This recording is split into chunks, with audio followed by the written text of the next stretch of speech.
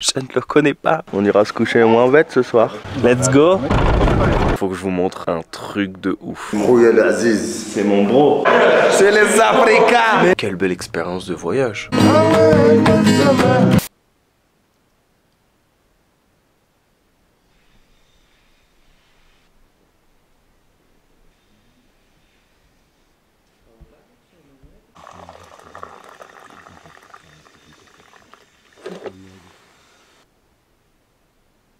Sbar el Khair, j'espère que vous allez bien. Nouvelle journée, nouvelle aventure, nouveau vlog. Toujours en direct de ce magnifique décor. Ici, dans le désert du Sahara, plus précisément dans le sud-est de l'Algérie. Pas très loin de la ville de Tianet. Mais très rapidement, permettez-moi de me présenter pour celles et ceux qui ne me connaissent pas.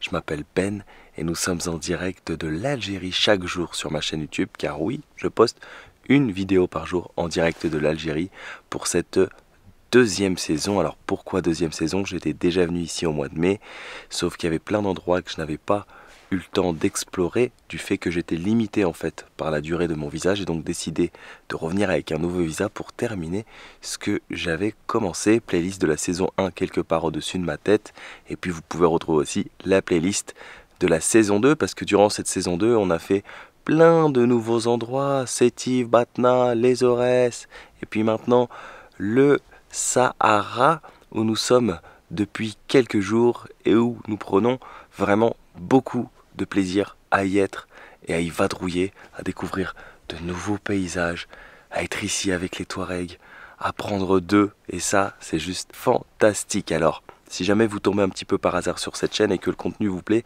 vraiment, hein, n'hésitez pas pour m'encourager à vous abonner, à liker, à commenter, à partager, mais que si vous appréciez. Hein. Merci beaucoup.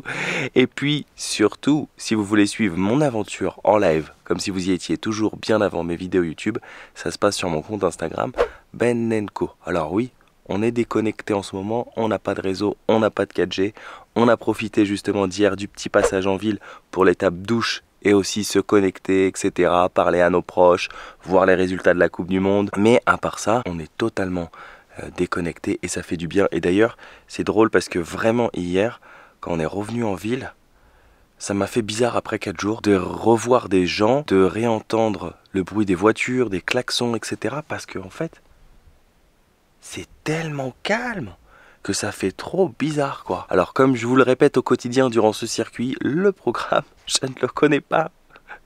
Je l'ai regardé ici vite fait, on me l'avait envoyé avant de partir, mais de toute façon les endroits qu'on visite je ne les connaissais pas. Alors ça sert à rien que je vous dise précisément ce qu'on va faire, puisque le mieux c'est qu'on découvre ça ensemble. Comme je vous dis à chaque fois, vous êtes mon troisième œil, je vous emporte avec moi dans mes explorations, dans mes aventures, et on découvre les endroits ensemble. La seule chose que je sais, c'est qu'on a quitté la Tadrart, on est repassé non loin de Tianet, dans une petite ville juste à côté, et là on remonte en direction voilà, de Ilizi. Hein. C'est pas à Ilizi, mais la route qui mène vers Ilizi, et on va s'enfoncer dans le Sahara, voilà, quelque part, mais ça, voilà, je vous tiendrai au courant dans la journée, je demanderai à Moussa exactement où on est, et puis comme ça au moins, ça vous permettra de nous situer géographiquement. Ce que je vous propose, c'est qu'on profite encore un petit peu de ce silence quelques minutes. Et puis qu'on parte rejoindre les autres, plier la tente et décoller pour de nouvelles aventures.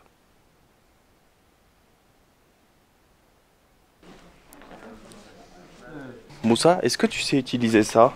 Du siwak? Tu sais l'utiliser? Il sert juste pour ça. Tu les manges, tu les casses comme ça, et puis comme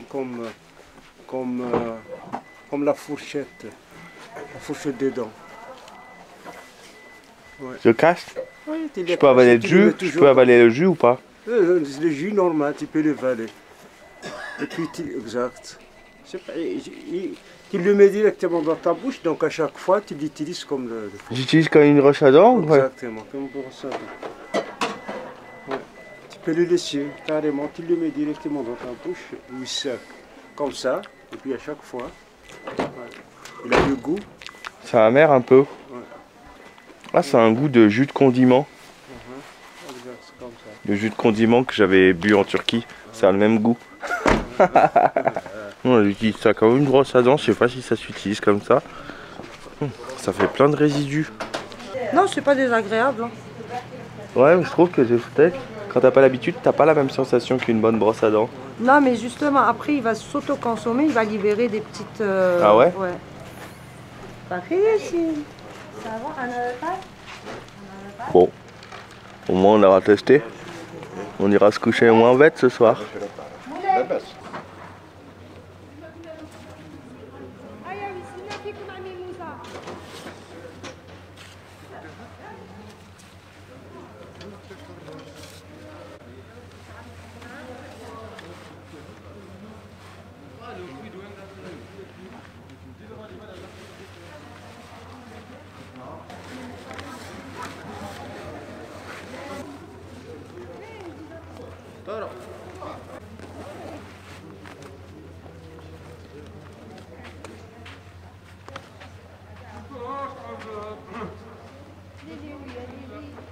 Et on est parti pour cette nouvelle journée.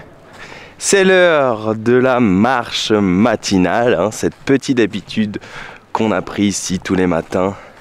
Une fois qu'on a rangé nos affaires, voilà, on part avec Moussa, notre guide, se dégourdir les jambes pendant que nos amis les Touaregs préparent gentiment les voitures.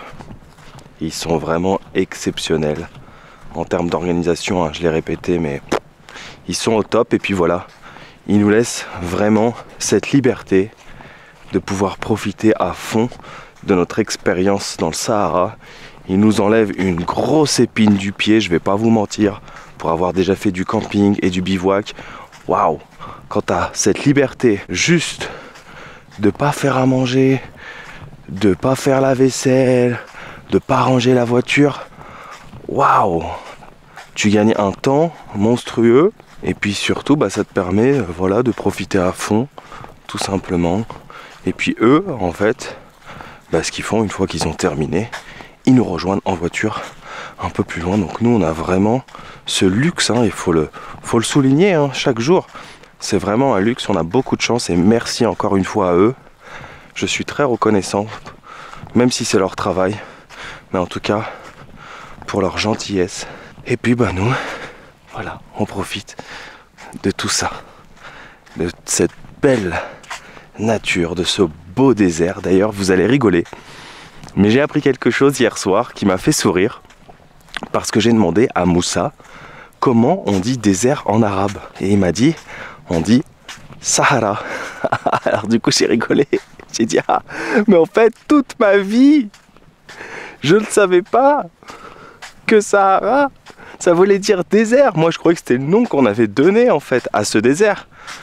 Comme si on l'avait appelé, je sais pas moi, le désert Ben.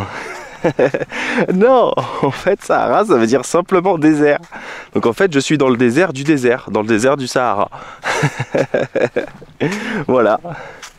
Ah, mais je vous l'ai dit, on en apprend des choses en voyage, hein. Quand on rentre, on a accumulé tellement d'expérience et de savoir qu'on rentre vraiment riche de tout ça. Et ça nous permet de continuer au quotidien notre apprentissage de la vie. Parce que le voyage, oui, c'est la vie.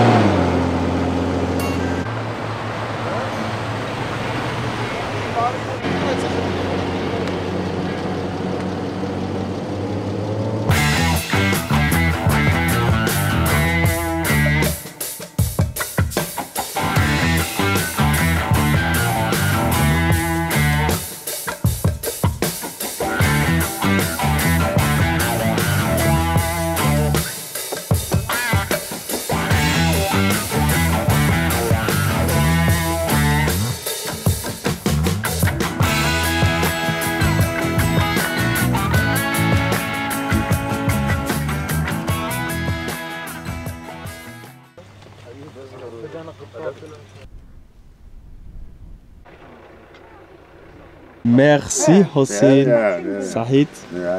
Alors comme vous l'aurez compris, je pense C'est le stop de la pause déjeuner. Ce n'est pas là que nous terminerons ni l'après-midi, ni la journée. C'est un stop qui va nous permettre, de nous restaurer, mais surtout de permettre aux chauffeurs de se reposer. Ce ne sont pas des machines, il ne faut pas l'oublier. Donc là, on a roulé grosso modo 3 heures. On est environ à 200 km au nord de Djanet, selon les dires de mes amis Touareg. D'ailleurs, j'ai vérifié sur la map, on n'est pas loin de Bordj El Hawas. C'est l'une des petites villes en fait sur la route de Djanet que j'avais passé justement pour me rendre à Djanet lorsque j'avais fait ce long trajet Ouargla, Djanet, en passant par Ilizi, Bordj El Hawas et ensuite Djanet. Moi, ce que j'aime en fait dans ce road trip Sahara, au-delà des paysages qui sont juste spectaculaires et il n'y a pas d'autre mot, et je pense que vous l'avez vu récemment, c'est surtout en fait la convivialité qu'il peut y avoir, la fraternité. Voilà, il y a une alchimie, une harmonie qui se crée et c'est beau entre nous, les voyageurs, les touristes, mais aussi entre les Touaregs. Vous voyez? Et ça c'est beau. J'aime ça. Très bien. Ben, tu nous donnes le pain s'il te plaît? Avec plaisir, Khalti. Merci. De rien, Khalti. Dis les zitoun, Kamel. Ah oui, les zitoun. البصل هذا ما كثر البصل يا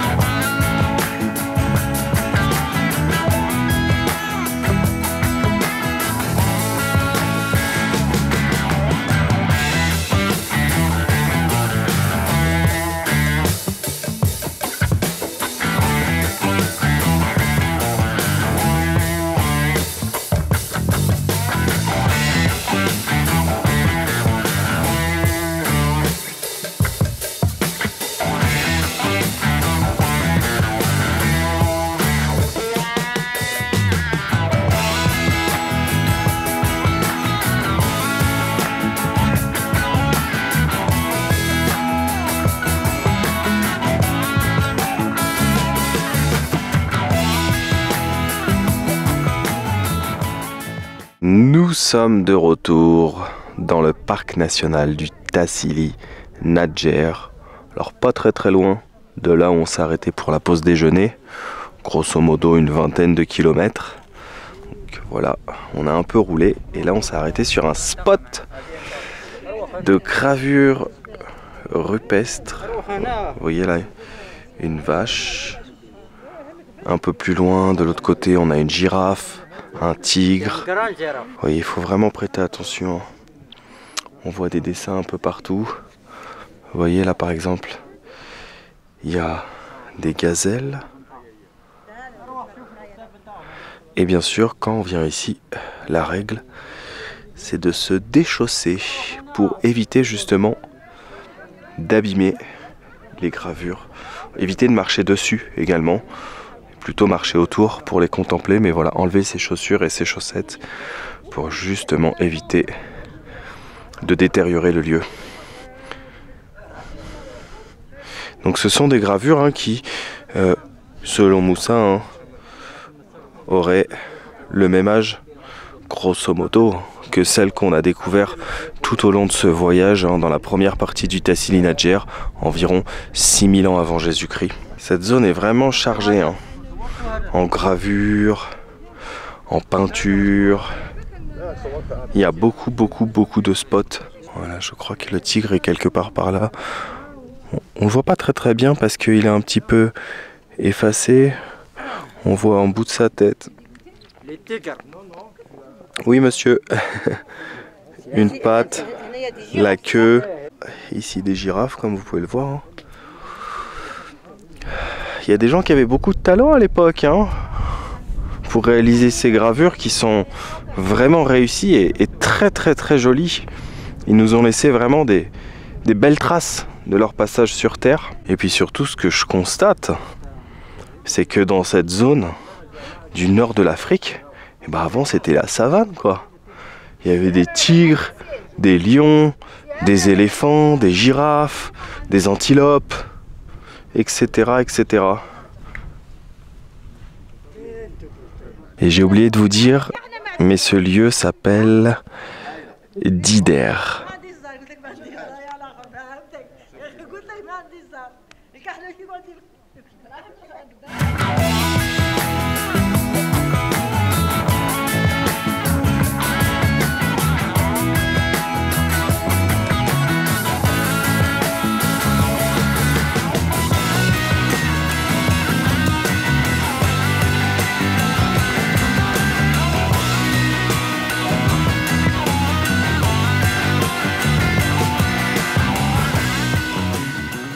Je sais pas si c'est le temps ou juste cette sensation de bien-être.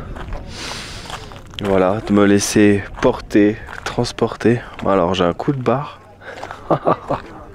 Une petite date et ça repart.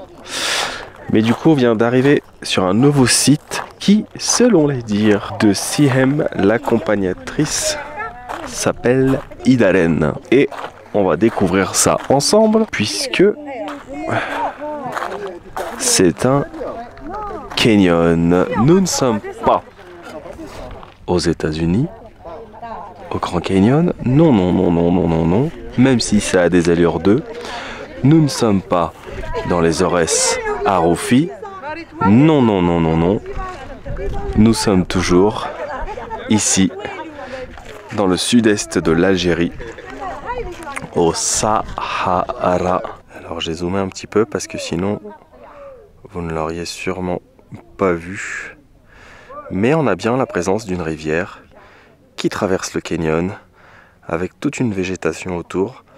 Mais moi, ce qui m'a surtout tapé à l'œil, c'est la présence de petites maisonnettes typiques avec des toits en paille dispersés un petit peu partout là comme ça dans le paysage.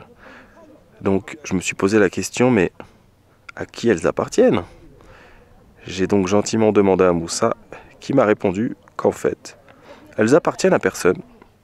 C'est simplement pour permettre aux bergers qui passent par ici, avec leurs troupeaux, de se reposer. Voilà. Elles sont vraiment jolies ces petites maisonnettes comme ça avec le toit en paille.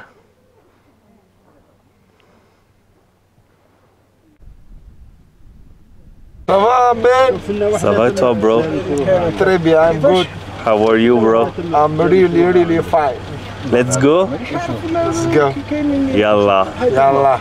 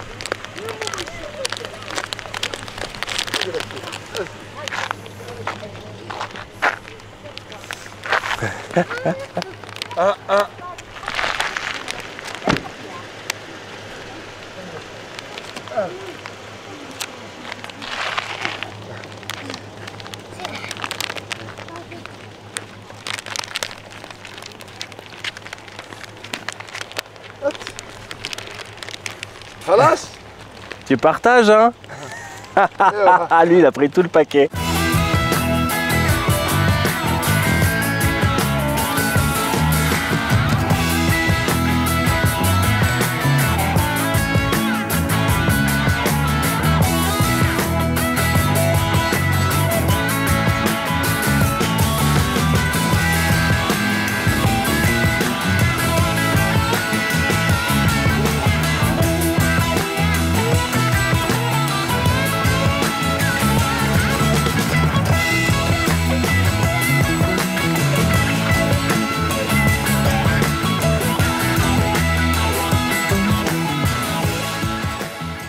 Alors nous venons d'arriver dans le village de Hirir.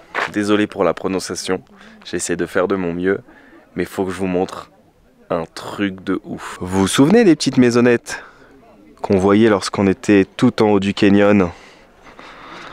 Eh ben en fait, c'est là où on va passer la nuit. Alors, pas exactement celle qu'on voyait hein, lorsqu'on était en haut du canyon, pas celle-là, puisque ce sont des maisons qui étaient réservées aux bergers. Mais nous, on va dormir dans une sorte en fait de maison d'hôte, voilà, dans le village, où on aura chacun notre petite hutte. C'est juste trop stylé, c'est des maisons en pierre avec un toit en paille.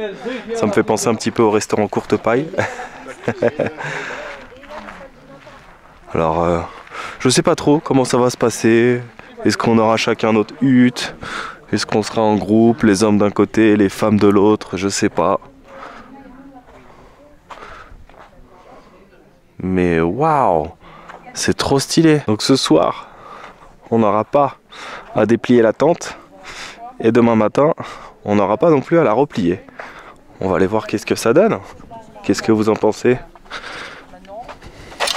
Ah, celle-là est fermée.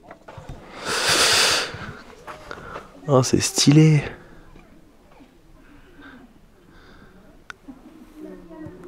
Magnifique.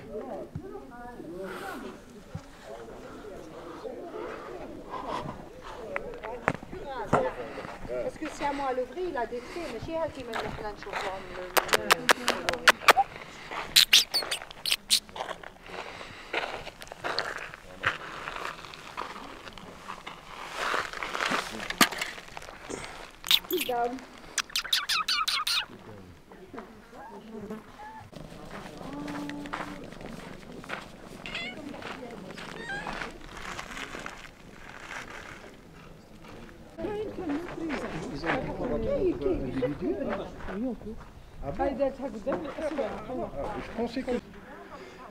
Alors, ce qui est vraiment cool, c'est que comme il y a suffisamment de huttes, on peut se permettre d'en prendre une par personne, voilà. Donc du coup, bon, j'ai choisi la mienne. Hein. Elles se ressemblent toutes. Je me suis pas pris la tête, hein. J'ai laissé d'abord les femmes choisir leur hutte. Et puis après, hop, dès que j'en ai vu une de libre, eh ben, j'ai installé mes affaires. Donc moi, j'ai pris celle-ci. Mais vous voyez, elle est similaire à sa voisine et aussi à sa voisine. Hein. Donc, mais je vais vous faire le petit room tour. Bon, ce sera pas très très grand. Hein. Mais qu'est-ce que c'est cosy, regardez-moi ça. J'ai installé mon matelas, mon duvet, ma couverture, mon coussin, voilà. J'ai la place pour mon sac. Et il y a aussi de l'électricité. Donc ça, c'est cool. Je vais pouvoir recharger mes appareils ce soir. Mais quoi que je galère pas trop, pour être honnête, hein, durant ce circuit. Puisque si vous voulez savoir comment je fais, bah, en fait, j'ai une batterie nomade que je charge tous les jours sur l'allume-cigare en fait, du 4x4. Et puis c'est comme ça que je recharge tous les jours mes appareils électroniques, notamment les batteries de ma caméra. Bah voilà, maintenant qu'on est là, qu'est-ce qu'on a à faire? Bah se la couler douce quoi, kiffer et profiter avec le groupe, nos amis les Touaregs. Hé Jacob, ça va bien? Alhamdoulilah, et toi à la baisse? Et puis aussi avec le reste du groupe. Oh, mais on est juste trop bien, regardez ça, mais juste le cadre quoi. C'est fantastique. J'étais tellement dans l'euphorie. J'étais vraiment super heureux. Voilà, de cette surprise de me dire ouais cool, on va dormir ici. J'ai même pas fait gaffe qu'il y avait un coin toilette, mais c'est pas le plus important. Regardez, il y a même une douche. Parce que moi, les toilettes naturelles, je vais pas vous mentir, ça me convenait très bien. Mais on a aussi le petit coin douche, voilà.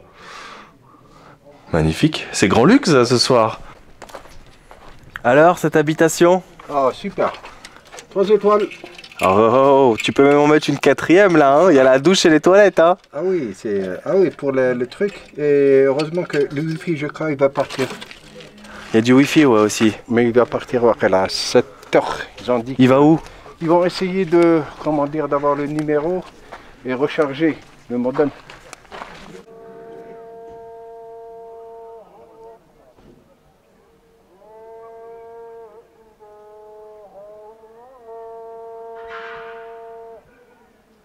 J'avais même pas vu, mais il y a même aussi un coin cuisine quoi.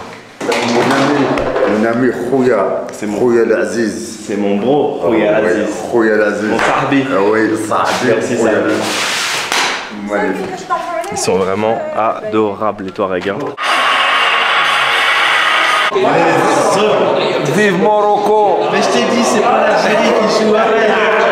C'est les Africains. Mais non, ça sert à rien, c'est pas l'Algérie qui joue, c'est le Maroc. Yassine les hommes.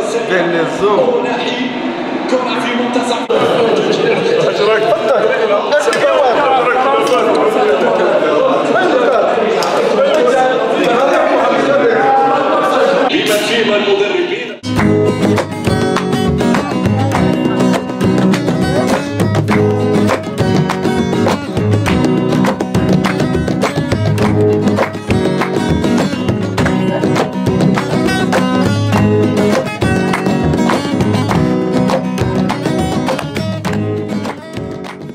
Encore une belle journée qui se termine en Algérie. Que vous dire? Franchement, je crois que des fois, on n'a pas besoin de faire de conclusions. On devrait simplement se laisser. Les images ont vraiment parlé d'elles-mêmes. Hein. On visite de beaux endroits. On est là vraiment immergé dans cette culture touareg qui est si spéciale et si authentique. Et ça, c'est l'un des moments que je kiffe le plus en fait dans la journée. C'est déjà de communier avec eux autour du feu, d'écouter leur belle musique, mais surtout ensuite d'aller me coucher avant qu'ils terminent, parce que je sais que ça va me bercer. C'est tellement agréable à écouter que, vous voyez là, ils sont encore en train de jouer et tout. Et moi, je vais aller me coucher avec de belles musiques qui vont me bercer en fait. Et ça, c'est trop kiffant. Voilà, ce soir, c'est le grand luxe. Hein. Non pas que je dors mal dans les tentes, loin de là. Au contraire, le bivouac est très agréable. Mais quelle belle expérience de voyage, sincèrement. Magnifique. Voilà, bah écoutez, mis à part que aussi la France est en finale de la Coupe du Monde. Et ça fait plaisir. D'ailleurs, félicitations aux Marocains qui ont vraiment très très bien joué. En fait, on a la chance d'être dans un tout petit village. Et juste en face de là où nous sommes hébergés ce soir, il y a une sorte en fait de caserne avec des messieurs de la protection civile ici. Et comme tout le monde se connaît, hein, c'est de la famille, nos amis Touaregs qui sont ici, enfin voilà, des amis, famille, etc. Du coup, on a été gentiment conviés à aller regarder le match. Il y avait un écran, une connexion internet, et donc c'est grâce à eux qu'on a pu assister à la demi-finale entre la France et le Maroc, et c'était vraiment sympa de leur part de nous accueillir. Et voilà. Les gens sont juste trop sympas, quoi. De toute façon, toutes les personnes qui m'ont écrit sur les réseaux pour me dire « Ben, tu verras, le Sahara, c'est magique. Les Touaregs sont adorables, sont un peuple vraiment accueillant, charmant. » J'ai envie de dire qu'elles se sont pas trompées. Mais moi, justement, j'évitais, avant de partir dans le Sahara, de me spoiler. J'ai évité de regarder trop de photos, trop de reportages qu'on m'avait dit Ben, faut que tu regardes absolument l'Algérie vue du ciel, tu vas voir le Sahara, nanana. Ou quand on m'envoyait des photos, voilà, je voulais pas voir, je voulais pas me spoiler, je voulais garder cet œil nouveau, cette découverte. Et j'ai bien fait. Et d'ailleurs, je m'attendais à rien, vraiment. Dans ce tour, je savais pas à quoi m'attendre. Et j'ai fait exprès justement d'y aller, sans me spoiler, sans demander trop d'informations, parce que vraiment je voulais avoir cette sensation de découverte et je suis pas déçu. Et d'ailleurs même le matin j'évite de demander alors qu'est-ce qu'on va faire, qu'est-ce qu'on va voir, où est-ce qu'on va, parce que je veux pas qu'on me dise bah tiens ce soir on va aller dans un petit village et on va dormir dans des huttes. Non, c'est la surprise. Et c'est ça, ça m'a trop fait kiffer parce que je m'y attendais absolument pas. Quand on est arrivé ici, je dis mais on va dormir là ce soir? Non mais vraiment?